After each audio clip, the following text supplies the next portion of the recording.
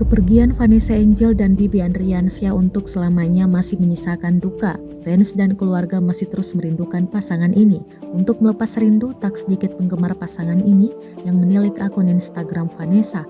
Hal ini pun membuat salah satu unggahan lama Vanessa Angel kembali viral. Dalam unggahannya, di akun Instagram Vanessa Angel, @VanessaAngelOfficial pada 1 Desember 2020 lalu, ia menunjukkan video Fuji dan Gala. Video itu menunjukkan Gala tampak digendong tantenya itu sambil diiring musik. Dalam kolom keterangannya, Vanessa menulis, "Tanteku @Fujian, pengganti mamiku sementara, admin konten kreator sosial mediaku," tulis Vanessa Angel. Unggahan Vanessa itu pun langsung disoroti warganet mengingat setelah kepergian orang tuanya, Gala kini diasuh keluarga Bibi. Gala diketahui tidur bersama Fuji dan menghabiskan waktu dengan tantenya itu.